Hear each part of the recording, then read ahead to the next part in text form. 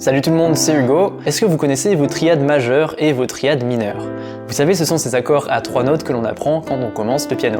Ils ont une forme très simple et ils sont parfaits pour commencer, mais si vous les connaissez déjà très bien et que vous en avez fait le tour, vous avez peut-être l'impression qu'ils sonnent un petit peu toujours pareil. Et oui, ces accords sont très bien pour commencer, mais ils sont très basiques, et ils sonnent parfois un peu creux. Donc dans cette vidéo, je vais vous montrer une manière d'améliorer vos accords et vos suites d'accords, transformer des accords simples et très communs en des accords beaucoup plus recherchés, plus sophistiqués et beaucoup plus beaux. En une phrase, le but de cette vidéo, c'est de vous aider à mettre de l'émotion dans votre musique. Ce sera une leçon assez dense mais très intéressante, vous verrez, qui vous aidera à dépasser le stade de pianiste débutant. Le jour où vous maîtrisez tout ce que l'on va voir dans cette vidéo, vous serez clairement devenu un pianiste intermédiaire. Et vous aurez un terrain d'expression encore plus vaste pour exprimer vos émotions au piano. J'espère que ce programme vous plaît et si vous êtes prêts, on va pouvoir passer à la démonstration directement sur le piano.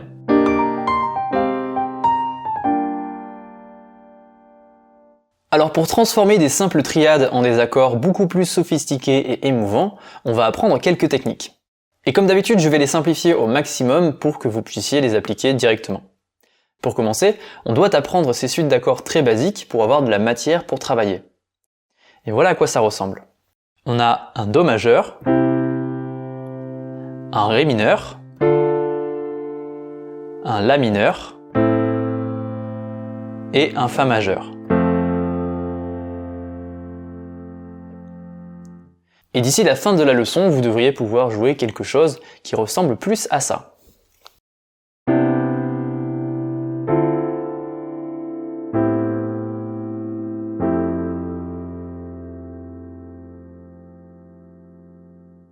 Alors qu'est-ce qu'on a besoin d'apprendre pour donner à ces accords toutes ces textures et ces émotions? Eh bien, à ce stade, tout ce que l'on fait, c'est d'ajouter des septièmes et des neuvièmes aux accords, et de jouer avec les renversements. Si vous ne savez pas ce que sont les septièmes, les neuvièmes, les renversements d'accords, pas de panique, vous trouverez plusieurs vidéos en lien en haut à droite qui expliquent tout ça. Mais pour le moment, vous n'avez pas besoin de tout connaître parfaitement en détail. Il vaut mieux mettre les mains dans le cambouis et le jouer, plutôt que de juste regarder les leçons. Et c'est ce que je vous propose dans cette vidéo. Ok, donc dans notre suite d'accords, on a deux accords majeurs, Do et Fa, et deux accords mineurs, Ré mineur et La mineur. Commençons par apprendre à rajouter la septième pour les accords majeurs. Tout ce que vous avez à faire pour les accords majeurs, c'est de jouer la note juste avant la note fondamentale. Voici un accord de Do majeur. Dans un accord de Do majeur, la note Do est la fondamentale. Donc la septième est cette note qui est un demi-ton en dessous de Do. Ce qui nous donnera cet accord qu'on appelle un Do maj 7.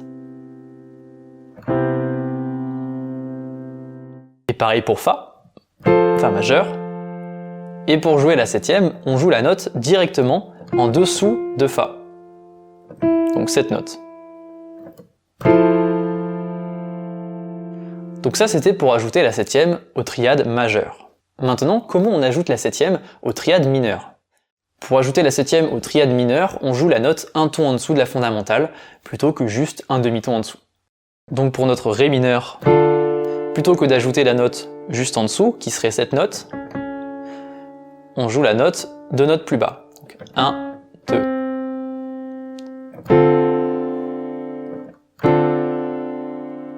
Et ça nous donnera Ré mineur 7. Et pareil pour La mineur. Pour ajouter la septième, on joue 2 notes en dessous de la fondamentale.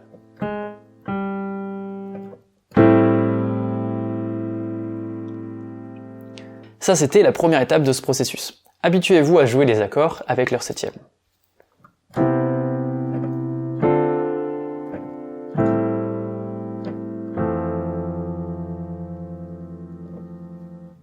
Quand vous êtes à l'aise avec ça, vous pouvez avancer à la prochaine étape qui est de rajouter la neuvième aux accords. La neuvième est plus simple à rajouter parce que c'est la même chose pour les accords majeurs et mineurs. Donc ici, on a juste besoin d'apprendre à faire une seule chose. Pour ajouter la neuvième, on joue la note qui est un ton au-dessus de la fondamentale. Donc pour Do majeur, pour ajouter la neuvième, on joue du coup 2 notes au-dessus de Do. 1, 2, et on a la neuvième.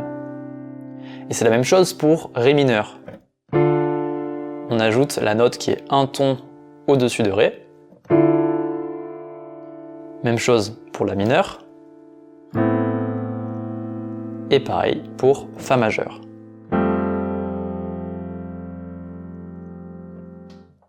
Donc si on joue tous les accords avec la neuvième en plus,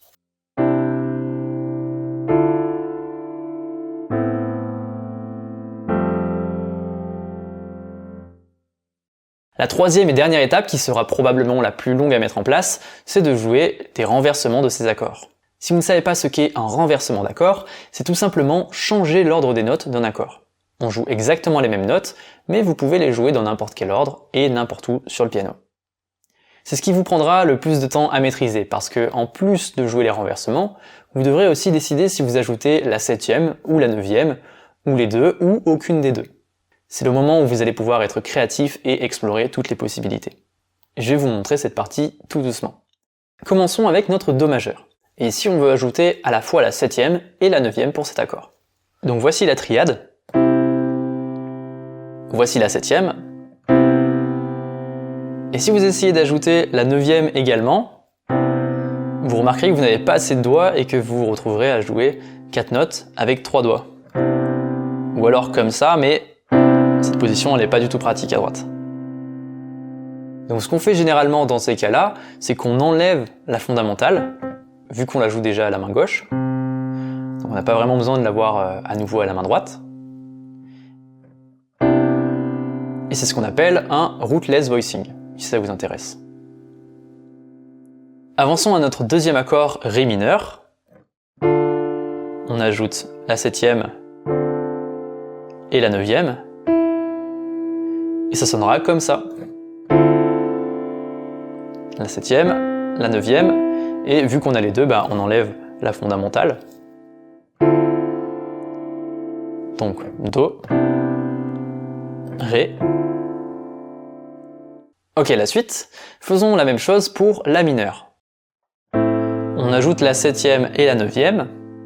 Mais cette fois, essayons de changer l'ordre des notes. On peut jouer ce Sol une octave plus haut. On a exactement les mêmes notes, mais on les joue dans un ordre différent. Et enfin, pour notre Fa majeur, on peut faire la même chose une fois encore, c'est-à-dire jouer la septième et la neuvième, mais on va changer l'ordre des notes également. On va jouer ce Mi une octave plus haut, et on peut jouer également ce Sol une octave plus haut. Ce qui nous donnera ça. Donc tout ensemble, on a ça.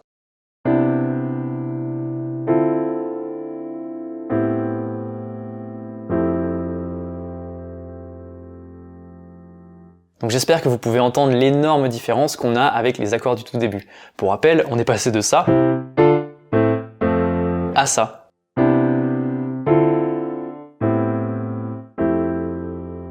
Ce qui est quand même plus cool. Et ce qui est sympa, si tout ça c'est relativement nouveau pour vous, ce que je suppose être votre cas si vous êtes allé si loin dans la vidéo, c'est que vous pouvez passer littéralement des heures et des heures à expérimenter avec différentes manières de jouer ces accords. Pour chaque accord, vous pouvez choisir entre ajouter la septième, ajouter la neuvième, ou même les deux. Une fois que vous avez décidé ça, vous pouvez décider dans quel renversement vous jouez cet accord, et il y a une infinité de possibilités, donc vous ne serez jamais à court de manière de les jouer, tant que vous continuez à expérimenter et que vous ne tombez pas dans le piège de jouer la même chose encore et encore. Ce que je vais faire pour finir cette leçon, c'est de jouer plusieurs fois cette suite d'accords et mélanger les différentes manières de la jouer dont on a parlé dans cette vidéo. Ça vous donnera des idées, je l'espère, et ça vous montrera tout ce que vous serez capable de faire au bout d'un moment en appliquant tout ce que l'on a vu dans cette leçon. Vous pourrez vous référer à cette démo si vous manquez d'idées, n'hésitez pas à copier ce que je joue si ça vous plaît. Ce que je vais faire dans cet exemple, c'est que je vais utiliser uniquement ce que l'on a vu dans cette leçon. Je rajouterai peut-être quelques rythmes et notes intermédiaires pour épicer encore un peu ce que je joue, mais la base théorique est celle que je vous ai montrée dans la vidéo. C'est parti.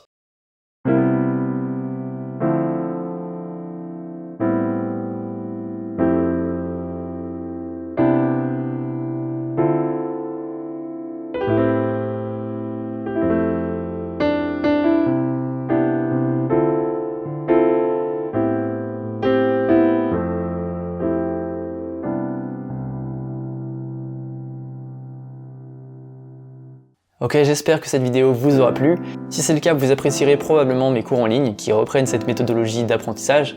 Les inscriptions sont pour le moment fermées, mais en attendant, vous pouvez vous inscrire à mes mails privés pour être tenu au courant de l'ouverture des inscriptions. Je vous mettrai un lien dans la description de la vidéo pour inscrire votre mail et recevoir un mail du coup quand j'ouvrirai à nouveau les inscriptions. Merci d'avoir suivi la vidéo jusqu'au bout et on se retrouve la semaine prochaine pour une nouvelle vidéo.